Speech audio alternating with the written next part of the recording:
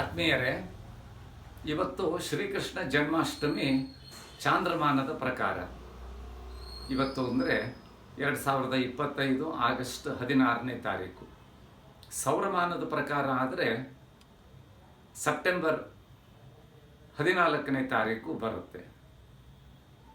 ಶ್ರೀಕೃಷ್ಣ ಅವಲಕ್ಕಿಯನ್ನು ತುಂಬ ಇಷ್ಟಪಡ್ತಾ ಇದ್ದ ಅಂತ ಹೇಳಿ ಎಲ್ಲರೂ ಹೇಳ್ತಾರೆ. ಕೃಷ್ಣ ಅವಲಕ್ಕಿಯನ್ನು ಇಷ್ಟಪಟ್ಟಿದ್ದು ಹೌದು. ಅವನ ಸಹಪಾಠಿಯಾಗಿದ್ದ ಸುಧಾಮ, ಅಂದರೆ ಅವನಿಗೆ ಕುಚೇಲ ಅಂತಲೂ ಕರೀತಾ ಇದ್ದರು, ಸುಧಾಮ ತಂದುಕೊಟ್ಟ ಅವಲಕ್ಕಿಯನ್ನು ಕೃಷ್ಣ ತುಂಬ ಇಷ್ಟಪಟ್ಟು ತಿಂದ ಅಂತಲೂ ಹೇಳಲಾಗುತ್ತೆ. ಕೃಷ್ಣನಿಗೆ ಅವಲಕ್ಕಿ ಯಾಕೆ ಇಷ್ಟ ಆಯಿತು ಅನ್ನೋದನ್ನು ಭಾಗವತದ 22ನೇ ಅಧ್ಯಾಯದಲ್ಲಿ ಶ್ರೀಕೃಷ್ಣನೇ ಹೇಳಿದಾನೆ ಅನ್ನೋ ವಿಚಾರವನ್ನು ಪ್ರಾಜ್ಞರು ಹೇಳಿದ್ದು ನನಗೀಗ ನೆನಪಾಗುತ್ತೆ.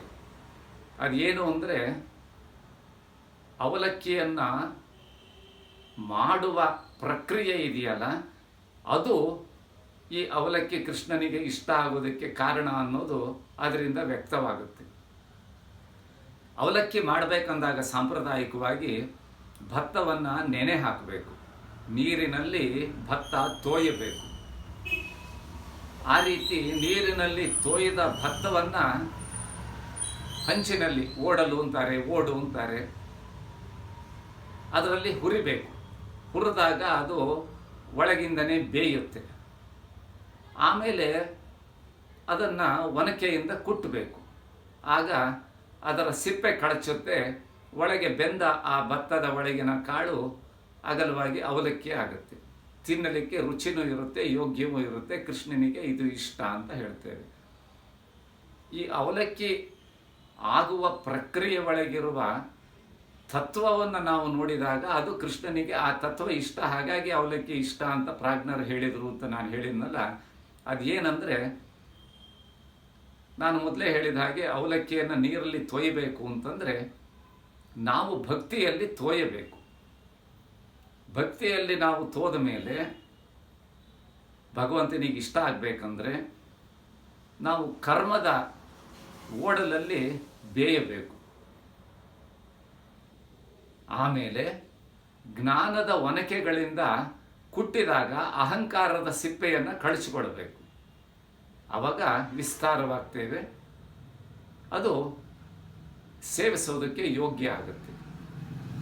ಭತ್ತವನ್ನೇ ನಾವು ತಿನ್ನಲಿಕ್ಕೆ ಹೋದರೆ ಬಾಯಿ ಒಳಗೆ ಗಾಯಗಳಾಗುತ್ತೆ, ತಿನ್ನೋದಕ್ಕಾಗೋದು ಇಲ್ಲ. ಅಕ್ಕಿಯನ್ನು ಮಾಡಿ ತಿಂದರೆ ಹೊಟ್ಟೆ ಒಳಗೆ ಹೋದಾಗ ಅದು ಜೀರ್ಣ ಆಗೋದಿಲ್ಲ, ನಮಗೆ ತೊಂದರೆಗಳನ್ನು ಕೊಡುತ್ತೆ. ಅದೇ ಅವಲಕ್ಕಿಯನ್ನಾಗಿ ಮಾಡಿಕೊಂಡಾಗ ತಿನ್ನೋದಕ್ಕೂ ಸುಲಭ ಆಗುತ್ತೆ, ತಿಂದ ಮೇಲೆ ಜೀರ್ಣವೂ ಆಗುತ್ತೆ. ಪ್ರಾಜ್ಞರು ಹೇಳೋದು ನನಗೆ ನೆನಪಾಗುತ್ತೆ. ಅದರಿಂದ ಮತ್ತೂ ಒಂದು ತತ್ವ ಇದೆ. ಭತ್ತವಾಗಿಯೇ ಇದ್ದರೆ ಅದು ಮೊಳಕೆ ಒಡೆಯುತ್ತೆ, ಮುಂದೆ ಅದು ಬೆಳೆಯುತ್ತೆ. ಅದೇ ಅದು ಅವಲಕ್ಕಿಯಾಗಿ ಹೊಟ್ಟೆಗೆ ಹೋದಾಗ ಜೀರ್ಣ ಆಗಿ ಹೋಗುತ್ತೆ. ಅಂದರೆ ಇದರ ತತ್ವ ನಮಗೆ ಪುನರ್ಜನ್ಮ, ಮೊಳಕೆ ಒಡೆಯುತ್ತೆ ಮತ್ತು ಬೆಳೆಯುತ್ತೆ ಅಂದರೆ ಪುನರ್ಜನ್ಮ ಅಂತ. ಅದು ಇಲ್ಲ, ಅವಲಕ್ಕಿಯಾಗಿ ಹೊಟ್ಟೆಗೆ ಹೋದಾಗ ಅದು ಜೀರ್ಣ ಆಗುತ್ತೆ ಅಂದರೆ ನಮಗೆ ಮೋಕ್ಷ ಸಿಗುತ್ತೆ ಅಂತ ಹೇಳಿ. ಈ ರೀತಿ ನಾವು ಆಲೋಚನೆ ಮಾಡಿದಾಗ ಕೃಷ್ಣನಿಗೆ ಯಾಕೆ ಅವಲಕ್ಕಿ ಇಷ್ಟ ಆಯಿತು ಅನ್ನೋದು ಅವಲಕ್ಕಿಯನ್ನು ಸಾಂಪ್ರದಾಯಿಕವಾಗಿ ತಯಾರು ಮಾಡುವ ಪ್ರಕ್ರಿಯೆಯಲ್ಲಿರುವ ವಿಧಾನಗಳು ಎಷ್ಟು ಚೆನ್ನಾಗಿ ನಮ್ಮ ಅಧ್ಯಾತ್ಮಕ್ಕೆ ಹೋಲಿಕೆ ಆಗಿದೆ ಅನ್ನೋದನ್ನು, ಇದು ನನ್ನ ವಿಚಾರ ಅಲ್ಲ, ಭಾಗವತದಲ್ಲಿ ಹೇಳಿದೆ ಅಂತ ಕೆಲವು ವರ್ಷಗಳ ಕೆಳಗೆ ಪ್ರಾಜ್ಞರು ಹೇಳಿದ್ದು ನನಗೀಗ ಜ್ಞಾಪಕಕ್ಕೆ ಬಂತು. ಈ ಚಾಂದ್ರಮಾನದ ಶ್ರೀಕೃಷ್ಣ ಜನ್ಮಾಷ್ಟಮಿ ಸಂದರ್ಭದಲ್ಲಿ ನಿಮ್ಮ ಜೊತೆಗೆ ಇದನ್ನು ಹಂಚಿಕೊಳ್ಳಲಿಕ್ಕೆ ನನಗೆ ಸಂತೋಷವಾಗುತ್ತೆ. ಧನ್ಯವಾದಗಳು.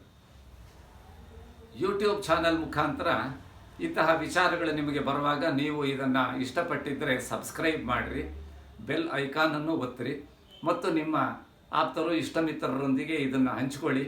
ಇಂತಹ ವಿಚಾರಗಳನ್ನು, ವಿಶೇಷಗಳನ್ನು ಆಗಾಗ ನಾನು ಹೇಳ್ತಾನೆ ಇರ್ತೇನೆ. ಅದನ್ನೆಲ್ಲ ನೀವು ವೀಕ್ಷಿಸ್ತಾ ಇರ್ರಿ. ಧನ್ಯವಾದಗಳು.